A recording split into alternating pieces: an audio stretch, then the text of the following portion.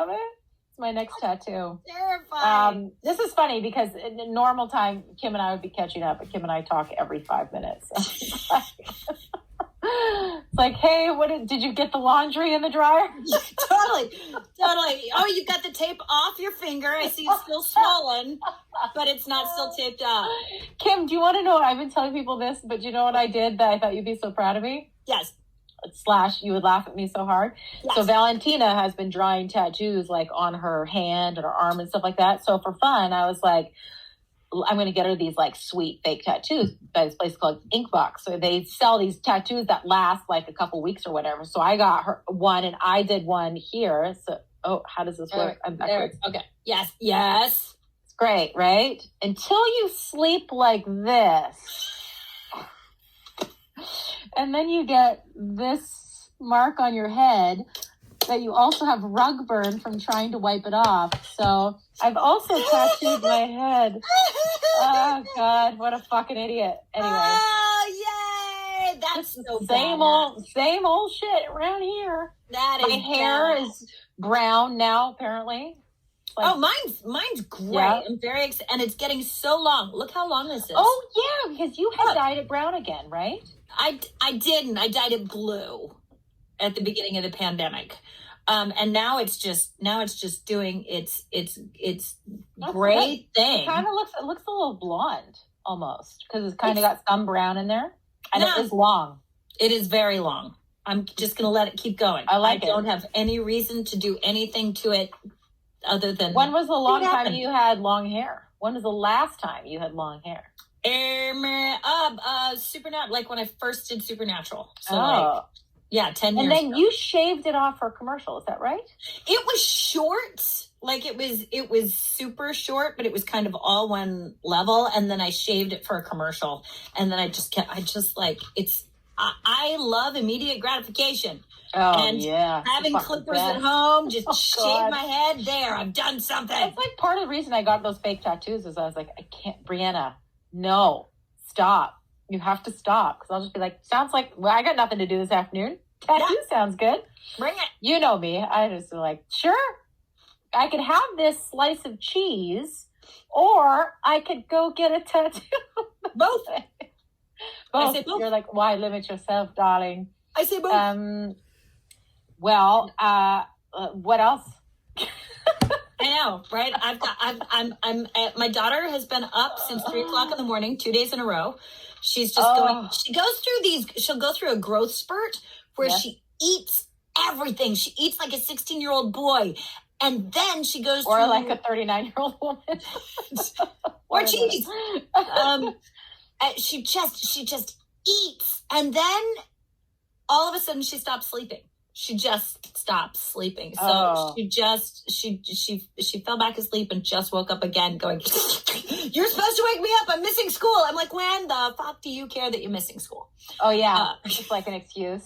Yeah. Valentina had a nightmare last night, so I went and slept with her. But I never, I have such a very specific sleep routine because of my sleep issues. And so I'm like, I have to go to bed and I have the earplugs and I have the face mask. I have to go to bed at the same time and I can't have too much water. And if I get up to go to the bathroom, I have to make sure to go right back to sleep. I can't look at any clocks or phones or anything.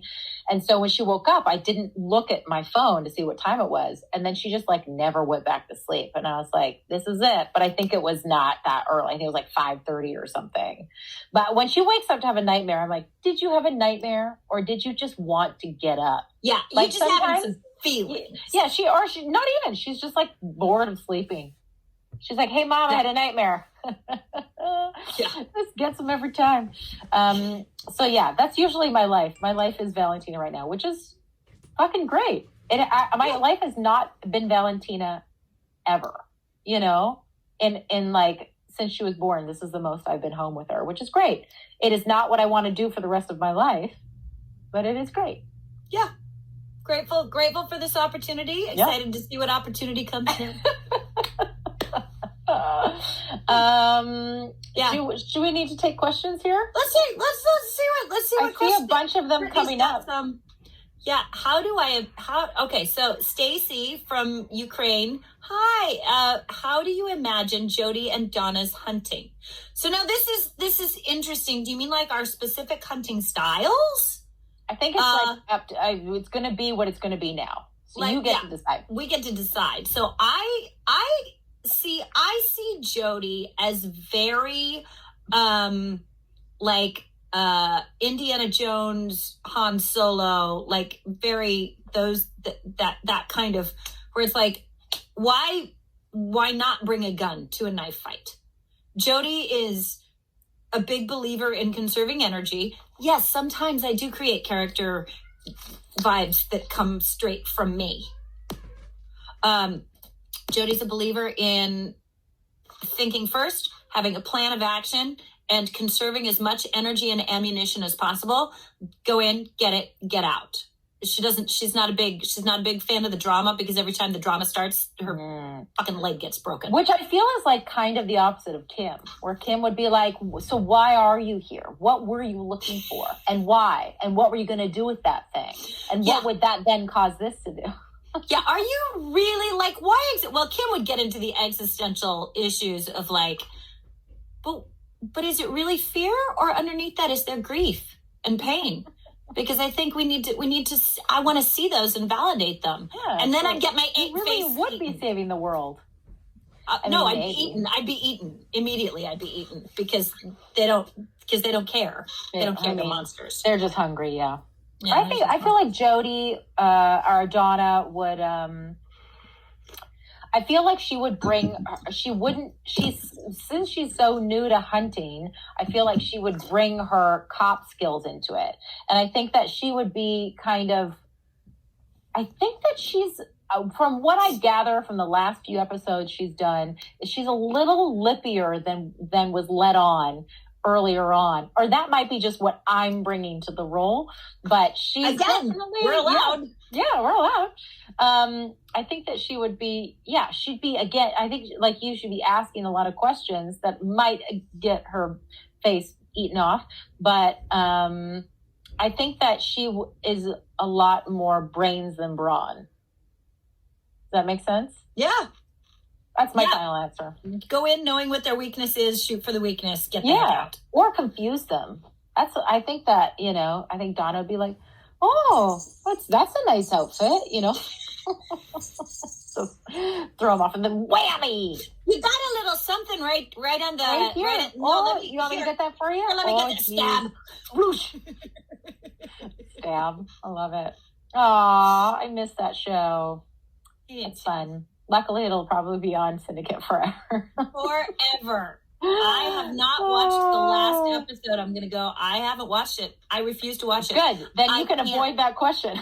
I can't. I will. And that's how I answer that question. I haven't watched the last episode because I refuse to believe it's over, both emotionally and financially. Well, I think a lot of people refuse to believe it's over emotionally. Not the fans, but also like cast and crew. But here's and financially, is that what you said? Well, yeah, because for 10 years I lived with this is it. I'm losing everything. Everything's gone. I'm fucked. Hello? Yes, I will come to Canada and do another show. Oh. So it's always like in the nick of time, right when I'm like, this is like, oh, really? Paycheck, this time? Like an annual paycheck you can depend upon kind of thing. Yeah, and always when I'm like, this is it. This is really when it's, so I'm starting to have those feelings of like, we're legit fucked. Oh, that's okay. I'm going to get that phone call. Oh my God, I'm not going to get the phone call. Oh yeah. Okay. It's okay.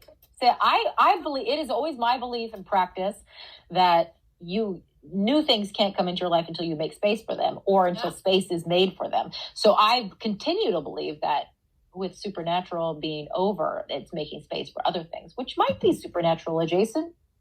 I don't know. Look at our next question. There we go. Our next question is from Shay B, and we've been reviving our characters on TikTok and Twitter. Is there any big plans for future skits in the works? Big plans. This is Kim's thing. Kim has become, I don't know if you guys have noticed, Kim has become TikTok famous. She is I've become TikTok mom.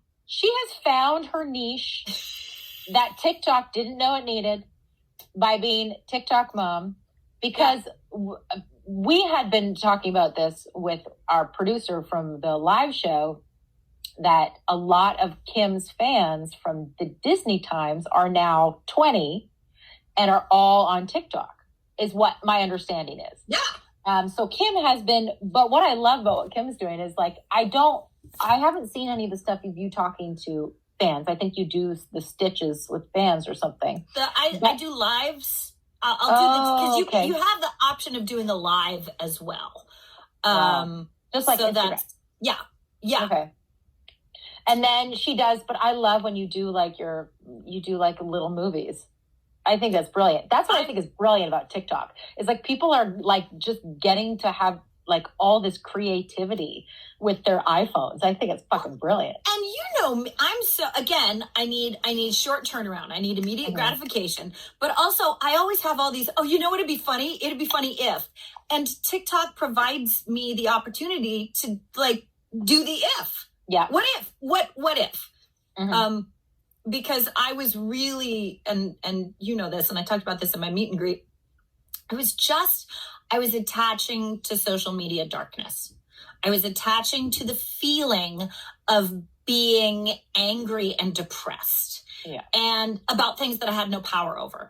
And it just didn't feel good. It didn't feel light. It didn't feel creative. It didn't feel fun. And so I was like, well, what else can I do? Be a goofball. Yeah. I've one of the greatest things I've given up in my half a century on this planet is my attachment to my ego. So who cares?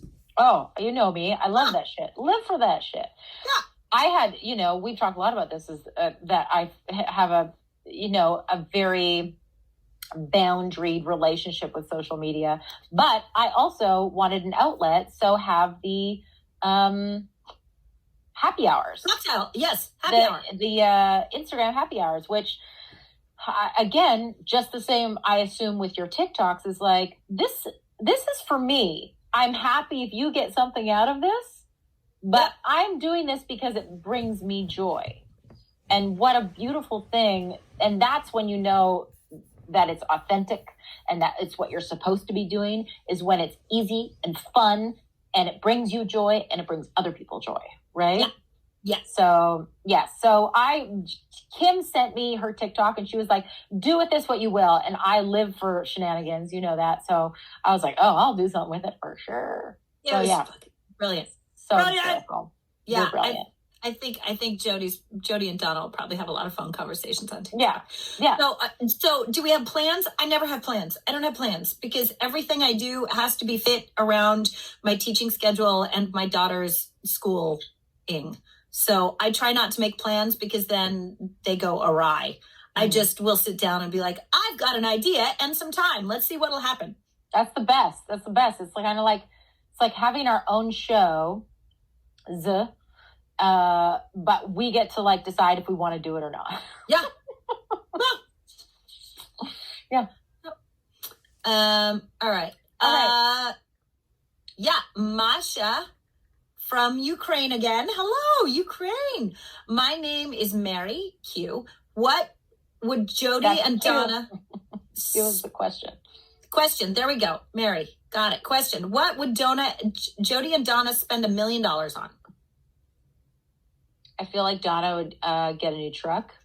That was just the first thing that came to my mind. And I bet she'd make her own little, like, you know how she has this back shed in her cabin where Dean built his coffin or something. And it had all these pictures of like all these mustached guys. That's what she's into. I bet she'd like make a new shed. I bet she'd build a new shed. She shed. A she shed. A she shed. Yeah. Jody would be, if it were $1 million, she would put half of it into mutual funds for the girls. I mean, true. The market is not safe right now. It'd be mutual funds. It'd be bonds. Yeah, a lot of bonds. And the other half, she would create a training gym because she's sick and freaking tired of having to patch together plywood to teach the girls how to shoot. That's what I think she'd spend. I love it. So basically, they just like invest in themselves. Is what they would do. Yeah, and their peace of mind. Mm-hmm. Yeah, and their futures. Very smart women. Yeah, they are. There. So I keep moving my camera around because it's like on my lap, and so when my bits start to fall asleep, I gotta shift a little bit. Yeah, if it gets too warm, you gotta move it. It's no good. Okay. Hi guys, this is from Gaywardson. When Kaya returned from the bad place in season 15, how do you think her reunion with Claire went down? I don't know. Kim, you were in that episode, I think. Yeah. Okay. Was Claire in season 15 at all? No. I was kind of the emotional stand-in for Claire. Like the reason Jody was in that episode was to remind everybody why Kaya is so important. Oh God. Yeah.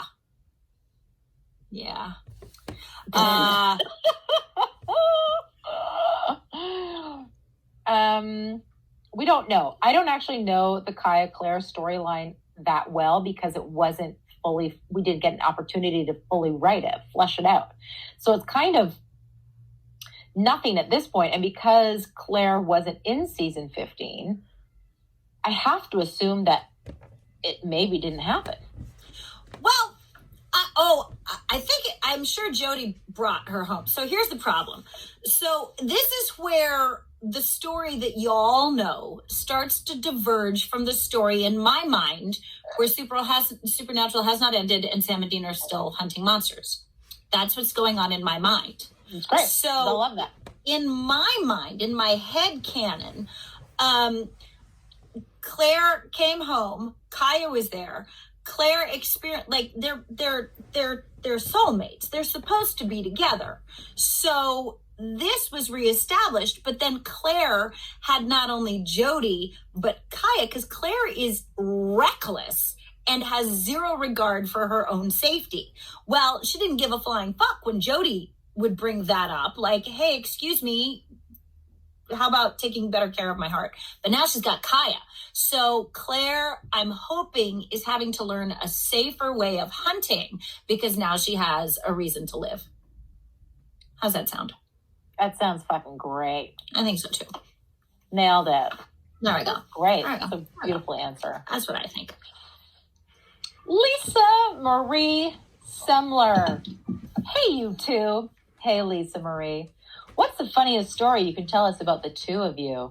Oh, God. Oh, the first one that came to mind was when Kim ran into the pink glass window. Yeah. Okay, so you tell that one. I've got another window story. Okay, so that's the first, I think that was the first year I think I started doing the conventions. I think it was like our second convention together or something. So we were in England. We were in England, and I had not been doing conventions for very long. And so I'm so sorry. This is funny in our brains, and I recognize you guys weren't there. It's a bit of an inside joke, but Kim, we were at a hotel, and we were jet lagged and trying to stay awake, and so we were going to go for a walk, and so I was outside, and she was like, "Okay, I'll meet you outside." And Kim,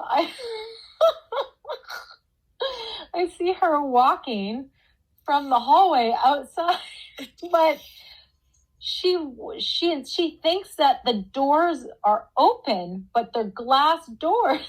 So I see her slowly walking towards the door and not stopping. And all of a sudden she's,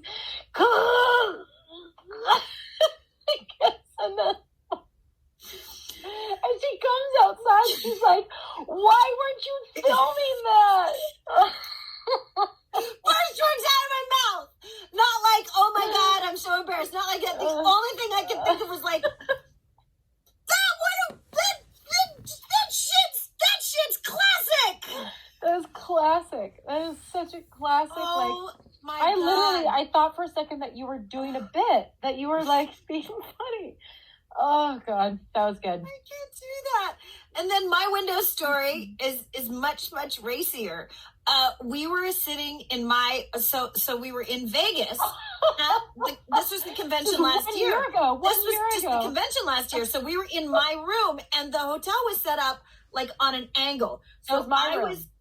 Was it your room? Yeah, we were having a very serious conversation. It was a very serious conversation. We were right here, and then the hotel moved up here like an L, right? Okay, so we're here, and there's the window here, and all of a sudden, and I'm sitting on this side of the couch, and Brianna's here, and I look at Brianna, I'm looking, and then all of a sudden I look up, and in the window here was a big screen TV. Huge screen. Huge screen like TV. Like the size of a car. Fucking facing the window with boobs.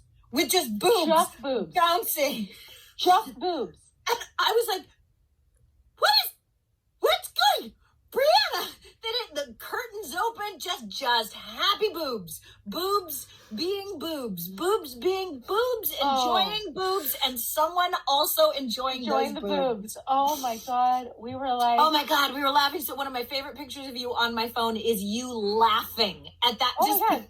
Send it to me right now. I can't go after. Send it to me after. I don't think I have it. Oh my God. So fucking funny. Oh God. Yeah, we have many stories, but those are I think we can stick with those. Oh God, we have so many stories. Oh my God. I'm trying to find the picture, but we have so many pictures of us just going like this during the pandemic. We have so many pictures that she and I just send each other going, "How are you today?" Dead eyes, but thumbs up. Good. All right, I can't find it, but we'll find it later. Oh, that was good. Hit my funny bone. Great work. Great work, everyone. Oh, yeah. Okay. Where are we? Okay. Mandaluru.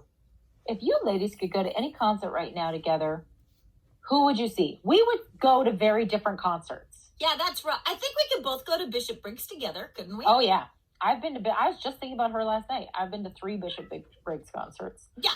Kim would be super into that. Also, yeah. Kim, I thought of you last night because I watched the Billie Eilish documentary. Look at this. I have everything in my apartment has Billie Eilish stickers on it, thanks to my daughter. Have you seen the documentary? Not yet. It is fascinating.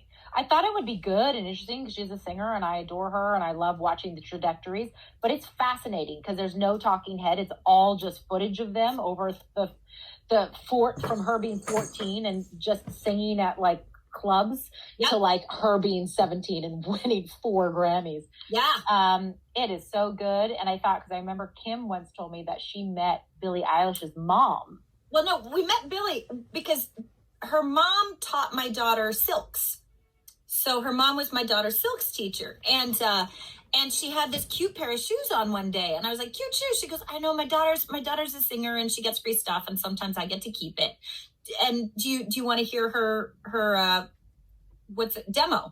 And I, of course, being the jaded ex-Disney mom, I was like, everybody in the fucking LA wants to get, I'm like, that's sweet. Your daughter wants to be a singer. But of course, my daughter, being yes to everything and loving Maggie, was like, yeah, play it. And she put it in and I was like, what is this? I remember I came and like, it's so cool. It's not like what you everybody to listen to. Yeah. I was like, because it was Ocean Eyes and I can sing them in my head, but I can't remember it. But Ocean Eyes was the first one I heard, and then Copycat. Copycat was the first one that I loved. But I was like, you guys, listen to this. Listen to this. She is 16 years old.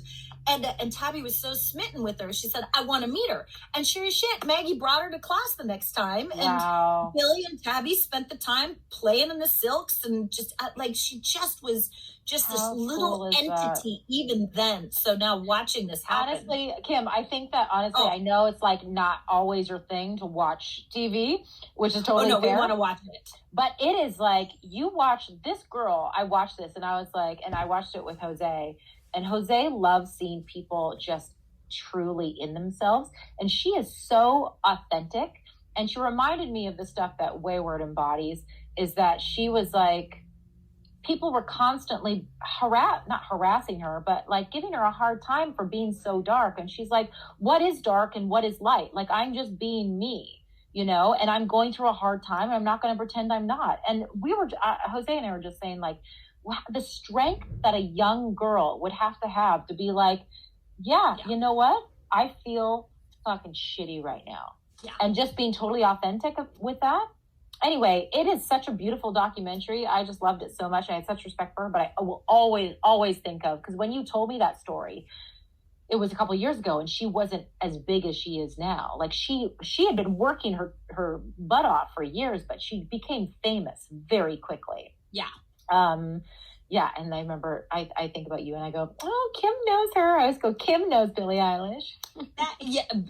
Not so she'd know me, but yeah, we could go to a Billie Eilish concert. We go to a Billie Eilish concert. I think that's our final answer.